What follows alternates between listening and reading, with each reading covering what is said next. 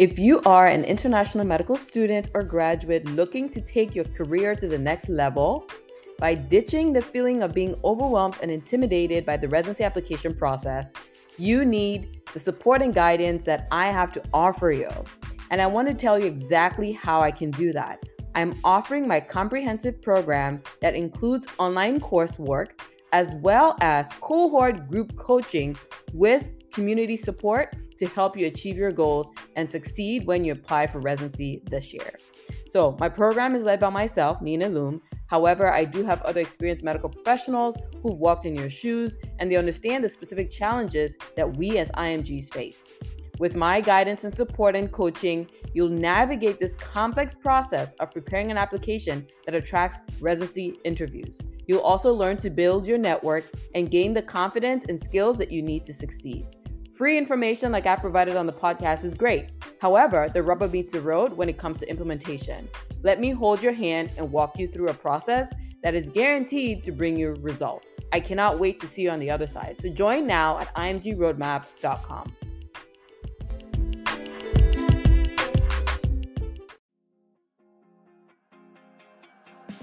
The IMG Roadmap is the only podcast dedicated to coaching international medical graduates and success blueprints for this unique pathway. I am Dr. Nina Loom, your host, a previous IMG turned hospital medicine physician, healthcare administrator, speaker, and coach. I empower, encourage, and equip you with actionable steps that you can take towards the residency position of your dreams. Hey everyone, welcome to another episode of the IMG Roadmap podcast. I have a newly matched physician invited on here today. She just came back from a long trip from Pakistan and I'm so excited to bring her on. Dr. Zia, welcome. Well, thank you. Thank you so much for having me. It's an honor. Well, it's my pleasure. Can you tell us some about yourself? Yeah, so I'm a Canadian citizen. I'm ethnically from Pakistan. I'm a non-US IMG. I went to med school in Karachi. I went to Dow University of Health Sciences. Right after high school, I graduated in 2017, and I'm going to be starting my residency in July this year. Congratulations. That's amazing. Thank you. That's amazing. That's super awesome. So what specialty will you be training in? Internal medicine, SUNY Upstate Medical University in New York. Awesome. Even better, university program. SUNY Upstate is pretty well spoken of. So that's pretty cool. Congratulations. Thank you. Yeah. So we're so excited to have you on because my podcast usually is inspiration, empowerment, encouragement, and information for other IMGs. And so one of the ways that we do that is just by learning about your pathway and your story, because we've come to realize that I think most IMGs gain the most insight when they actually hear a story that they can relate with, as opposed to hey, just go do this, because everybody has a complex history, complex past, different pathway. So I really appreciate you coming on to give us your perspective. So that being said, can you tell us a little bit about your medical education, how you basically your match story? So I graduated in 2017, and then that year I took my Step 2 CS, which was the first exam I took. And then I had quite a bit of a gap where I was studying for Step 1, and then I took Step 1 February 2019, and then Step 2 CK July 2019. Then I applied for residency that September, and in March of 2020, I found out I didn't match. Yeah, it was my wedding week. It was pretty emotional, and I think I couldn't put my best foot forward for SOAP because of that.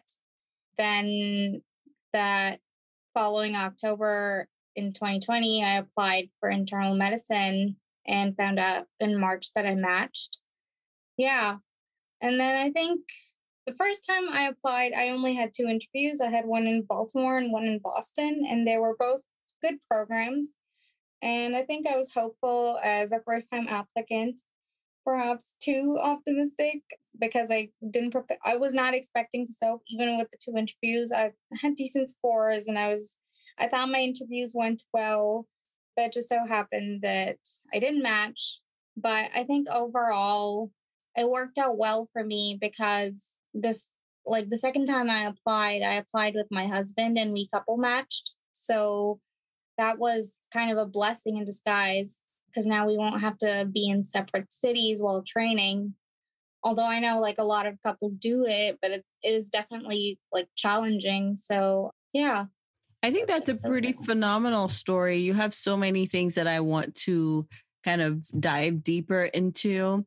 The first one is studying for step 2 and taking it first before step 1.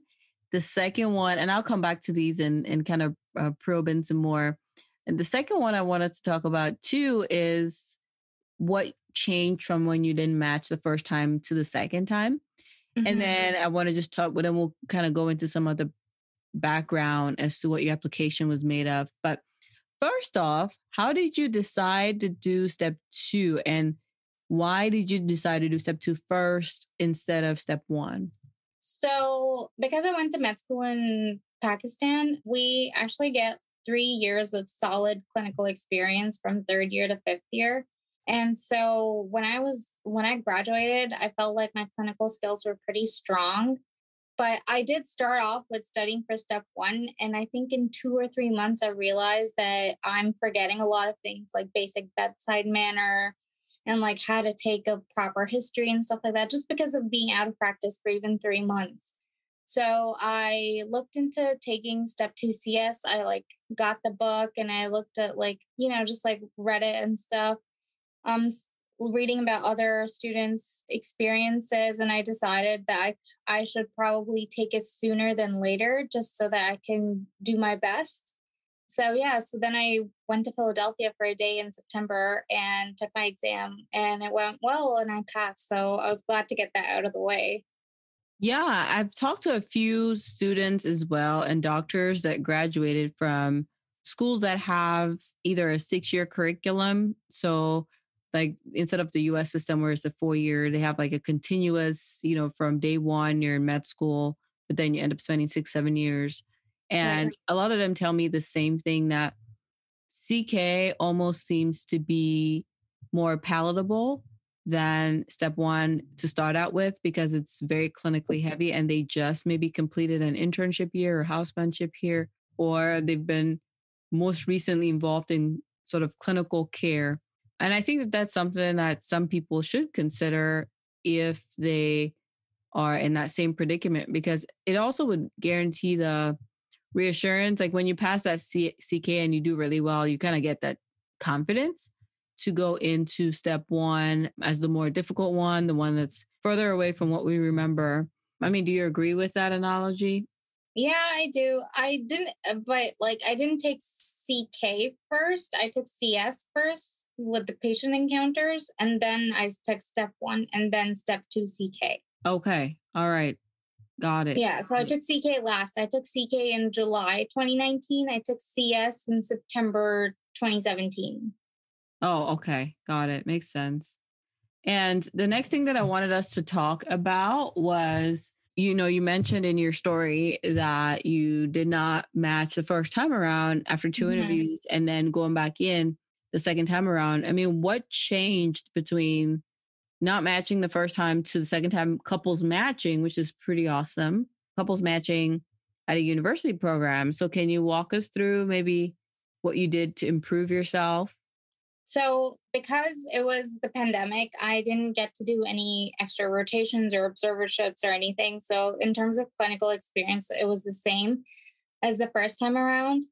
But I think my personal statement and just overall application, I really worked hard on it the second time around. And I took your IMG roadmap course, and the difference in my application and my CV was night and day from the first time versus the second time. And I think that's really what made a significant difference when I applied and programs saw that, because I got way more interviews this time around. And the other thing was like interviewing skills. I think, although I felt like I did well in my interviews the first time around, but I think perhaps compared to other applicants, I came off as a little bit shy and reserved.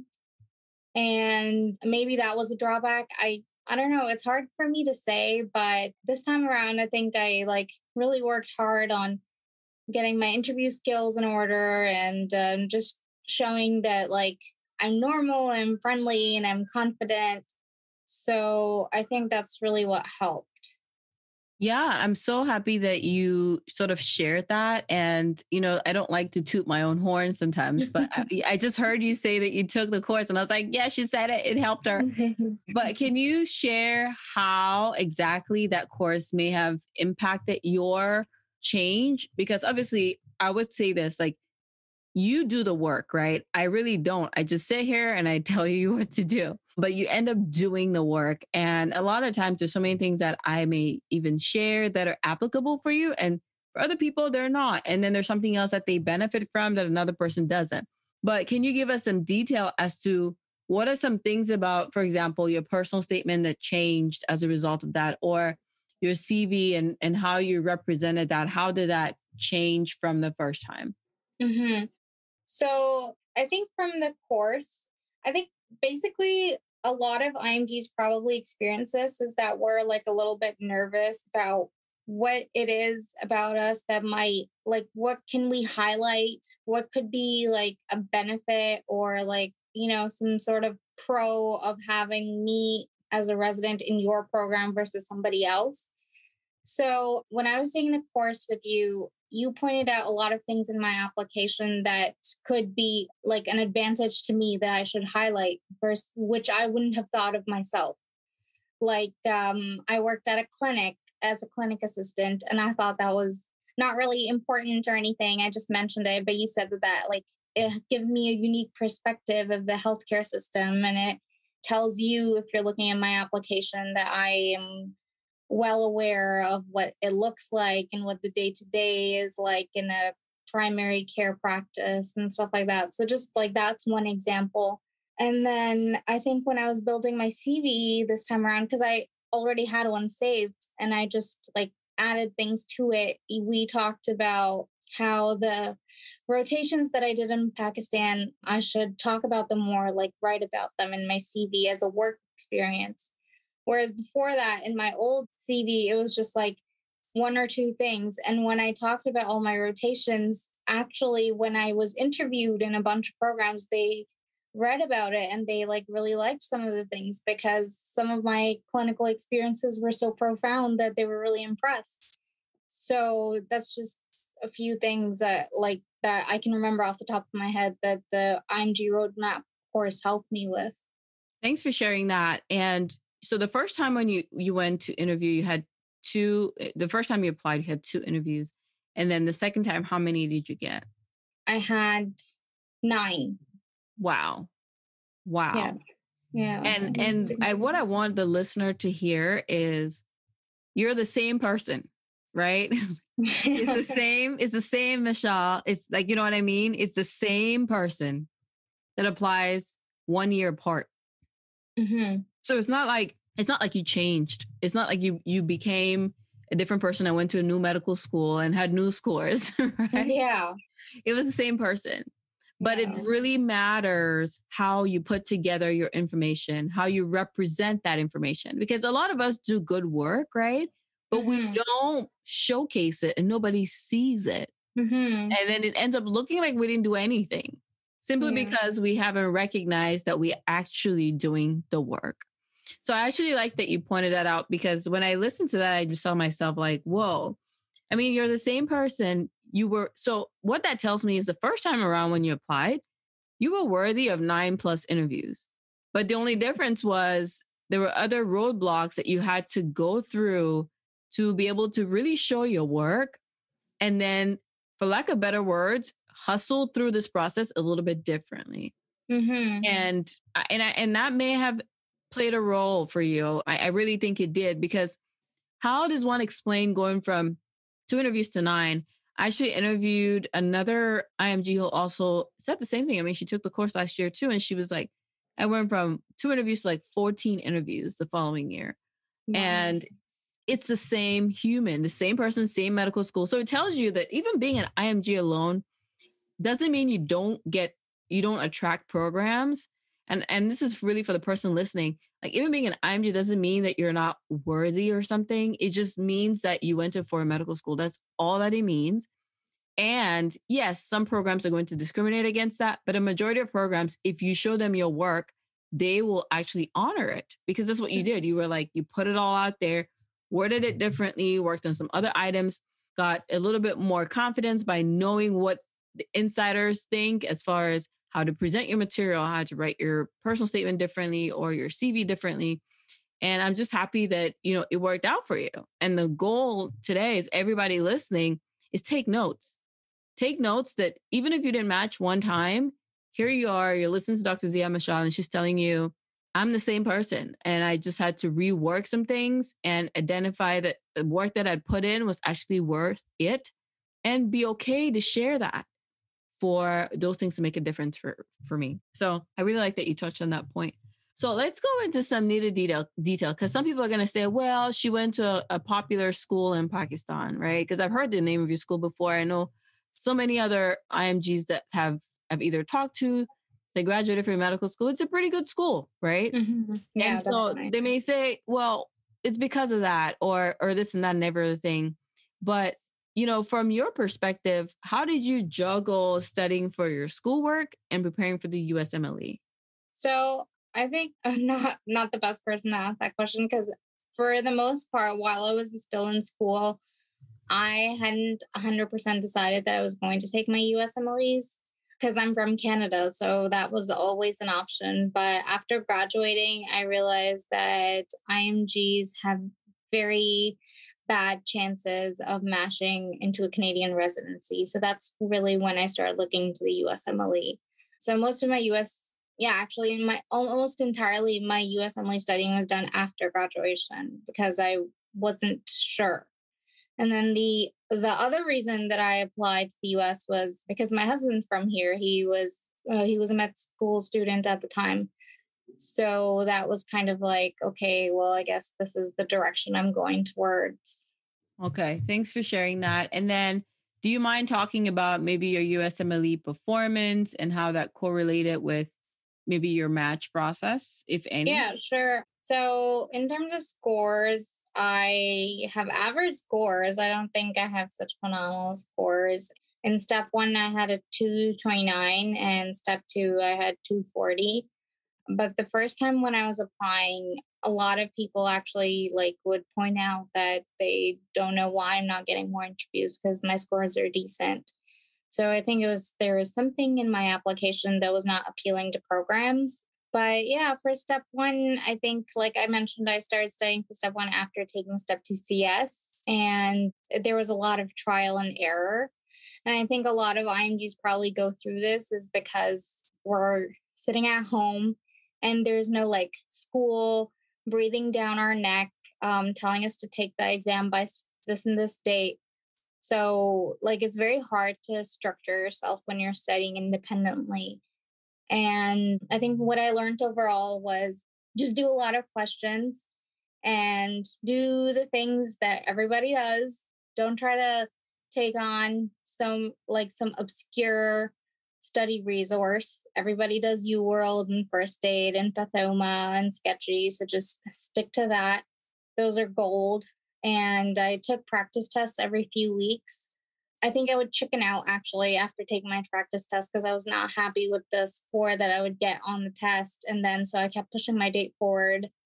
But yeah, overall, I think there was nobody really to guide me. And I really underestimated the rate at which we lose knowledge when studying for this exam because you have to really pace yourself. If you study too slow, you're going to forget so much that you've studied in the past. And it's just, you're going to be stuck in the same cycle. And the other thing, yes, was that, like I mentioned, I took so long to take step 1 that I was definitely burnt out. It was the worst time of my life. We joke about it like med students that if you're not studying for step 1 and depressed, then you're not doing it right. But it's actually not a good way to look at it because you should take care of your mental health and you should try to avoid burnout. And I think that's really what was going on with me was that I had been at it for so long. I was so demotivated and I was burnt out. And then towards the end, I was doing well on my practice tests, but the anxiety really hit me on exam day. And so I had a panic attack on exam day, and I think that affected my score. But yeah, so that's really all of the lessons that I've learned from my step one journey was to take care of yourself and don't take longer than 6 months to study for it. Yeah.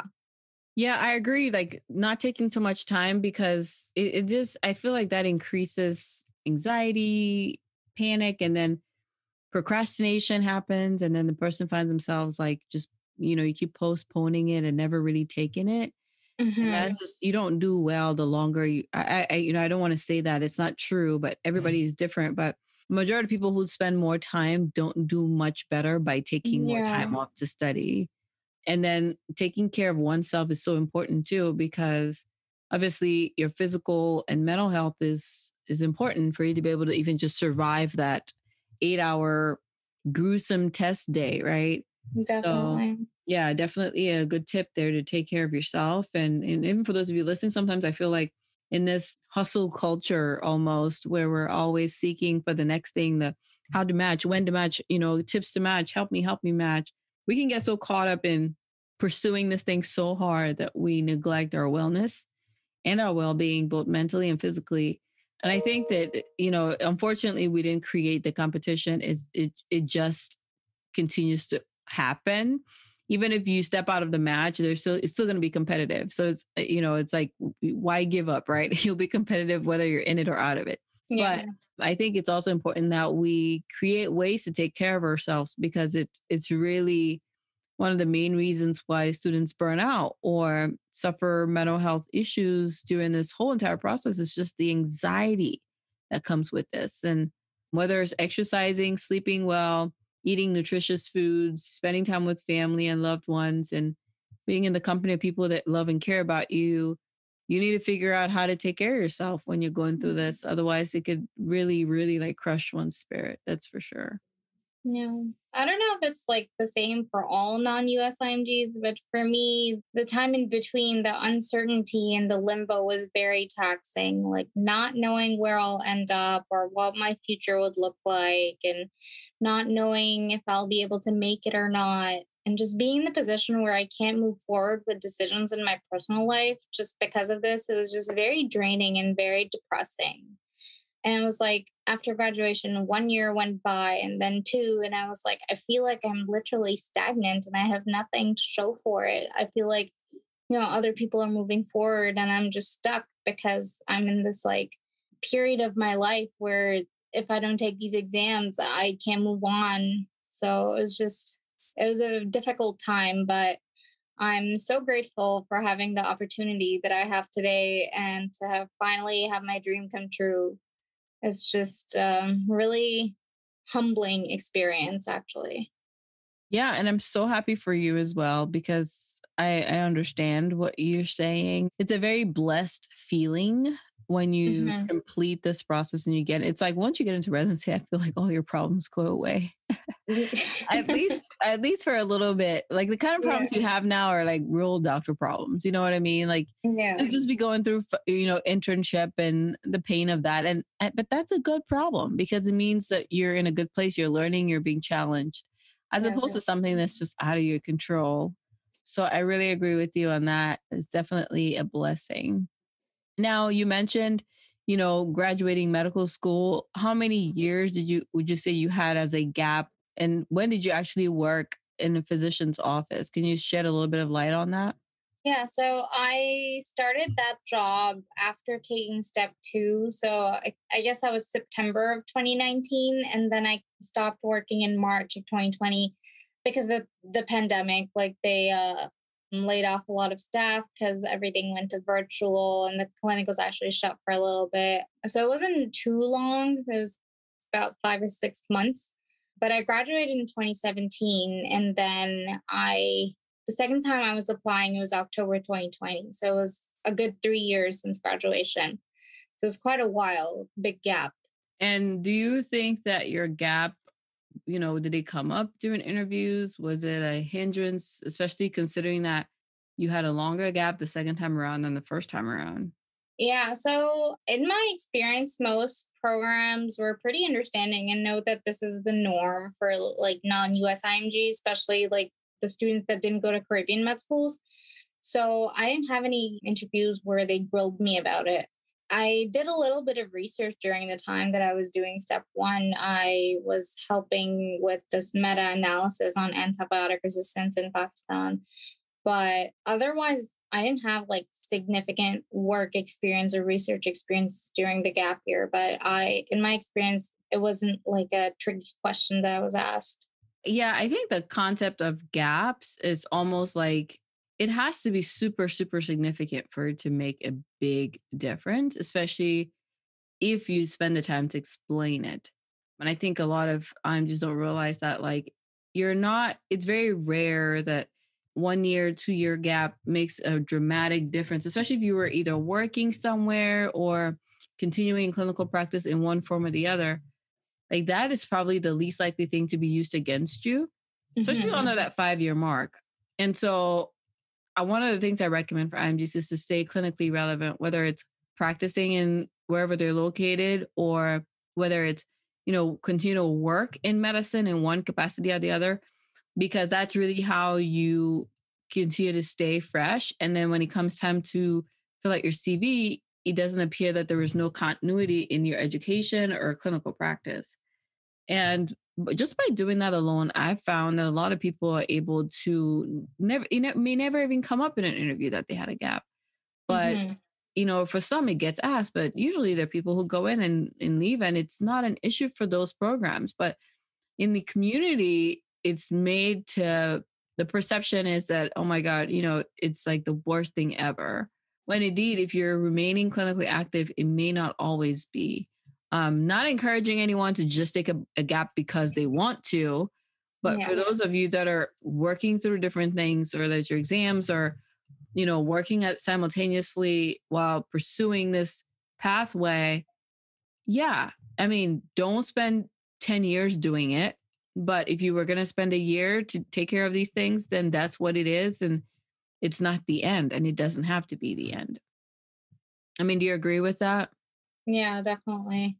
Don't let it be something that stops you or becomes some sort of a hesitation to apply to residency in the US, because if where there's a will, there's a way. There's always opportunities present for you to take advantage of, even if you're several years out of graduation. And just the networking and stuff will really help. So definitely don't sit back and think you can't do this, because you really can. There is a way to do it. Right. Absolutely. So before we let you go for the night, can you tell us sort of your mantra for success? Like, what are some truths and things that you stand by and believe strongly in that you want us to be encouraged by? So, for me, for the most part, when I was studying for my exams, the most important thing for me was my faith. I'm Muslim, so keeping in touch with God and praying often was what kept me going. And in Islam, there's a philosophy for like every aspect of life, basically, that where God tells us to work hard and try our best, but then leave the rest to Him. And I do like firmly believe on this. So especially the way like the match worked out for me, it really was a blessing, and just everything fell into place, and I couldn't have asked for better. Upstate is like a really amazing program and far better than the two that I had interviewed at previously. So, thankfully I don't have to spend the next several years away from my husband. And just in general, like to be determined and to be persistent. And the most rewarding things in our life sometimes are the most where you learn the most, like there's the most personal growth. So I would just tell anybody listening that don't let those growing pains like stop you from going out to achieve your goals. And if this is what you want, then there may be many, many obstacles in your way, but just keep at it and you'll get to it. You'll get where you're meant to be at. Yeah. Yeah, no, thanks for that. And if an IMG wanted to connect with you, how can they reach out to you? Where can they find you? I guess the best way would be my email. So that's mishaal.zia@gmail.com, mishaal.zia@gmail.com. Yeah, I guess that's where I'm best available. And Awesome. then I would just say, like, to everybody, like, it's a very tough journey, but in the long run, it won't matter that it took you 2 or 3 or even 10 years longer than your fellow classmate to get to where you want. What matters is that you've made it. I agree. Like the end really determines the means. I think we get caught up in wanting to get to where we want to get to when we want to. And sometimes we just have to wait for the next, sort of the next bus or the next train. And we'll all eventually get there.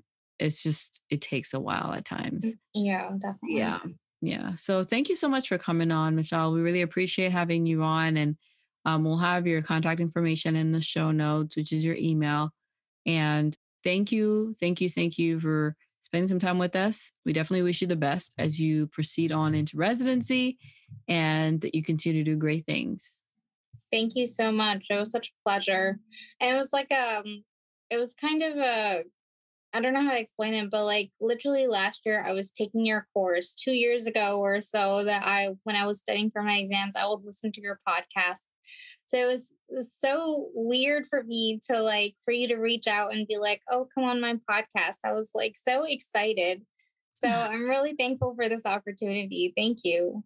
Oh, no, I'm excited because it's for people like you that I made all of these resources, because if you can sit back now and say, wow, it feels like 2 years ago I was doing all these things.